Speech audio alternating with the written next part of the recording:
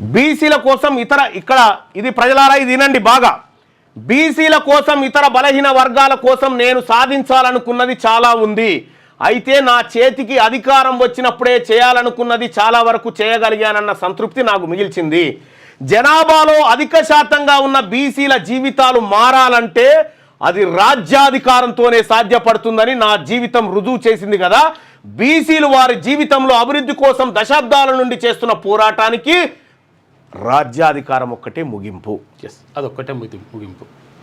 ఇంతసేపు నేను ఇన్ని పేజీలు మీకు చదివి వినిపించిన ఎందుకు చదివినంటే 1950 నిజాం దిగిపోయినప్పటి నుంచి బీసీలకు హక్కులు రాకుండా రెడ్డి ముఖ్యమంత్రులు, రెడ్డి అప్పట్లో పనిచేసిన రెడ్డి న్యాయమూర్తులు ఏ విధంగా మన జాతులను కొల్లగొట్టినో అర్థం చేసుకోరు.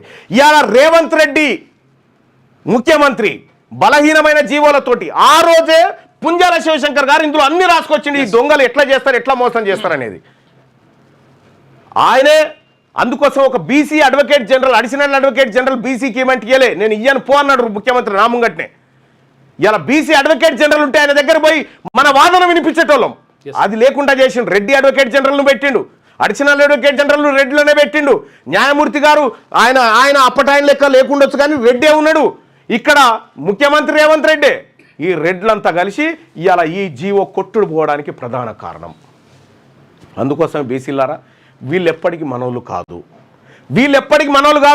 బీజేపీలో ఉన్నోళ్ళు కానీ, బీఆర్ఎస్లో ఉన్నోళ్ళు కానీ, కాంగ్రెస్లో ఈ రెడ్లంతా రాత్రిపూట ఒక్కతాన్నే కూర్చుంటారు. వీళ్ళు మనోళ్ళు గారు. మనకు ఎప్పుడు బాగుపడుతుంది? ఆయన జీవితం అంతా బీసీల కోసం కొట్లాడిన ఒక మహనీయుడు పుంజాల శివశంకర్ ఏం రాసుకొచ్చిండు మళ్ళొక్కసారి. బీసీల కోసం, ఇతర బలహీన వర్గాల కోసం నేను సాధించాలనుకున్నది చాలా ఉంది.